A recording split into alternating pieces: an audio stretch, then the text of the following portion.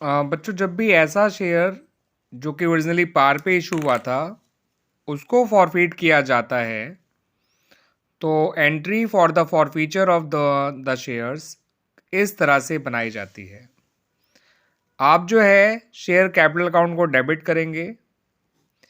Share capital account debit इसलिए होगा because the share capital of the company has been reduce because of forfeiture of shares, because of cancellation of the shares of the defaulters. इसलिए share capital account debit हो जाता है। और जो share capital account debit होता है वो share की कॉल्ड अप वैल्यू से होता है, ना कि शेयर की फेस वैल्यू से। अब ये called up value of the share जो है वो शेयर की फेस वैल्यू के बराबर भी हो सकती है, फेस वैल्यू से कम भी हो सकती है। उसको समझने के लिए हम ये एग्जाम्पल देखेंगे तो हमें ये बात और क्लियर हो जाएगी। ठीक है बच्चों, तो जो शेयर कैपिटल अकाउंट डेबिट होता है वो शेयर की कॉल्ड अप वैल्यू से डेबिट होता है। और जो दो अकाउंट क्रेडिट हो रहे हैं उनमें से एक अकाउंट तो है आपका कॉल सेंटर अरियर अकाउंट, जो आपने इंस्टॉलमेंट ना मिलने पर डेबिट किया होगा। ठीक है, जैसे आपको अलॉटमेंट नहीं मिला होगा तो अलॉटमेंट की रिसीविंग के टाइम पे आपने कॉल सेंटर अरियर डेबिट किया होगा उस अमाउंट से जितना आपको अलॉटमेंट नहीं मिला है। ऐसे ही अगर आपको कोई कॉल नहीं मिली है तो कॉल की रिसीविंग के टाइम पे भी आपने कॉल सेंटर अरियर डेबिट किया होगा उस अमाउंट से जितनी कॉल नहीं मिली होगी। तो सारे जो इंस्टॉलमेंट्स नहीं मिली है उस डिफ़ॉल्टर्स पे, उसका सारा समेशन जो है कॉल सेंटर अकाउंट में क्रेडिट कर दिया जाता है। इसके अंदर अलॉटमेंट का अरियर भी इंक्लूडेड होगा, कॉल का अरियर भी इंक्लूडेड होगा। ठीक है, जितने भी इंस्टॉलमेंट्स हैं उन सबका अरियर जो है क्लब करके जोड़ करके ये इसमें लिख दिया गया होगा। और जो पैसा वो डिफ़ॉल्टर्स कंपनी को पे कर चुका है, ये पैसा उस डिफ़ॉल्टर को लौटाया नहीं जाता है। ये पैसा कंपनी के द्वारा फॉरफिट कर लिया जाता है, यानी कंपनी के पास ही रह जाता है। कंपनी उस पैसे को लौटाती नहीं है उन डिफ़ॉल्टर्स को, और इसको वो एक सेपरेट अकाउंट में क्रेडिट कर देती है जिसका नाम है शेयर्स फॉरफीचर अकाउंट, या आप इसे फॉरफिट शेयर्स अकाउंट या शेयर्स फॉरफिट अकाउंट भी कह सकते हैं। ठीक है बच्चों, तो जो पैसा वो लोग दे चुके होते हैं वो उनको लौटाया नहीं जाता है। इस पैसे को कंपनी शेयर्स फॉरफीचर अकाउंट में क्रेडिट कर देती है।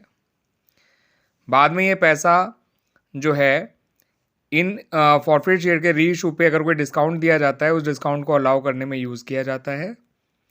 और जो पैसा डिस्काउंट अलाउ करने के बाद भी बच जाता है उसको हम कैपिटल गेन मानते हुए कैपिटल रिजर्व में ट्रांसफ़र भी कर देते हैं। ठीक है बच्चों, तो ये है आपकी फॉरफीचर की एंट्री, जिसको मैंने जो है आपको लिख के दे दिया है। इसको याद करने के लिए एक तरीका बता देता हूँ बच्चों। आप इस वर्ड को याद रख लीजिएगा, CFA इन लेटर्स को। C for capital, F for forfeiture, A for arrear. Capital में डेबिट होगा with the called up value of the share, forfeiture में क्रेडिट होगा उन शेयर्स पे जितना पैसा मिल चुका है। ठीक है, और जो उनको लौटाया नहीं जाता डिफ़ॉल्टर्स को, और अरियर में वो पैसा जो इन डिफ़ॉल्टर्स ने नहीं दिया था। ठीक है, अब आइए कुछ केसेस देख लेते हैं जिसके ज़रिए हम और अच्छी तरह समझ पाएंगे कि कैपिटल में कितना अमाउंट जाया करता है, और अरियर में कितना अमाउंट जाया करता है, और फॉरफीचर में कितना अमाउंट जाया करता है।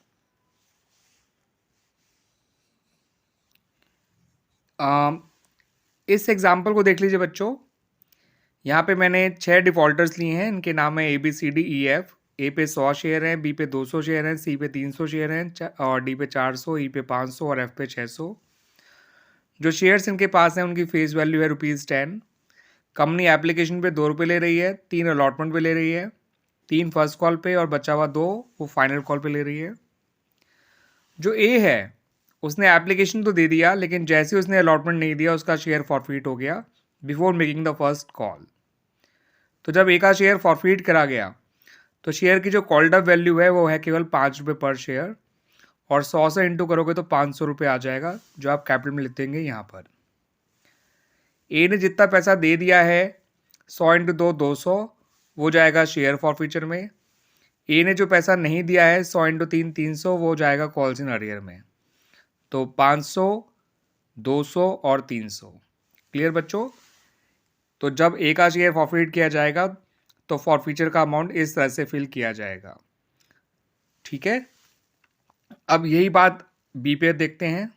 बी के पास 200 शेयर्स हैं। बी ने एप्लीकेशन दे दिया है, उसने अलॉटमेंट भी नहीं दिया, उसने फर्स्ट कॉल भी नहीं दिया, उसका शेयर उसके बाद फॉरफिट हुआ है।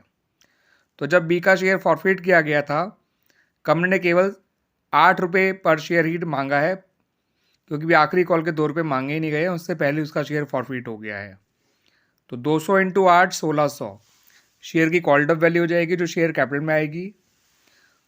200 इंटू 2 400 शेयर फॉरफीचर में आ जाएगा, और 200 इंटू 6 1200 वो कॉल्स इन अरियर में आ जाएगा। क्लियर बच्चों? ये हो गया जब बी का शेयर फॉरफिट करेंगे तो अमाउंट कैसे फिल किया जाएगा। अब बात करते हैं जब सी का शेयर फॉरफिट किया जाएगा तो अमाउंट कैसे फिल किया जाएगा। ठीक है बच्चों,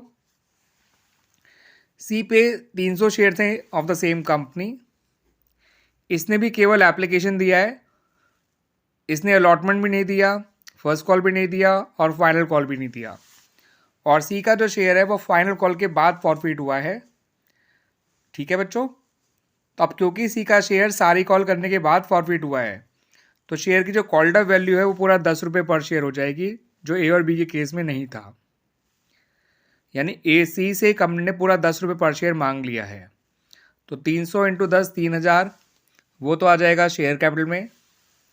300 इंटू 2 600 वो आ जाएगा शेयर फॉरफीचर में। और 300 इंटू 8 2400 वो आ जाएगा कॉल्स इन अरियर में, जब हम सी का शेयर फॉरफिट करेंगे तो।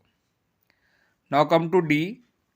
डी के पास 400 शेयर हैं कंपनी के, उसने एप्लीकेशन दे दिया है, अलॉटमेंट दे दिया है, मगर उसने फर्स्ट कॉल नहीं दी और उसका शेयर उसके बाद ही फॉरफिट हो गया है, फाइनल कॉल मांगने से पहले ही। तो डी के केस में भी जो शेयर की कॉल्ड अप वैल्यू वो 8 रुपये पर शेयर है। तो 400 इंटू 8 3200 रुपये शेयर कैपिटल में आ जाएगा। डी ने 5 रुपये दे दिए हैं, 2 एप्लीकेशन के और 3 अलॉटमेंट के। तो 400 इंटू 5 2000 शेयर फॉरफीचर में आ जाएगा। डी ने 3 रुपये फर्स्ट कॉल के नहीं दिए हैं, तो 400 इंटू 3 1200 कॉल्स इन अरियर में आ जाएगा। क्लियर बच्चों? Now come to the defaulter E. E के पास 500 शेयर हैं। ई ने एप्लीकेशन दे दी है, अलॉटमेंट दे दी है, फर्स्ट कॉल भी दे दी है, बस उसने फाइनल कॉल नहीं दी और उसके बाद उसका शेयर फॉरफिट हुआ है। तो ई के केस में भी शेयर फुली कॉल्ड अप है, जस्ट लाइक सी, क्योंकि इसका शेयर भी जो है आखिरी कॉल करने के बाद फॉरफिट किया गया है। तो 500 इंटू 10 पूरा 5000 यहाँ आ जाएगा शेयर कैपिटल में। ई ने आखिरी के 2 रुपये छोड़ के बाकी सब दे दिया है, यानी 8 रुपये वो दे चुका है।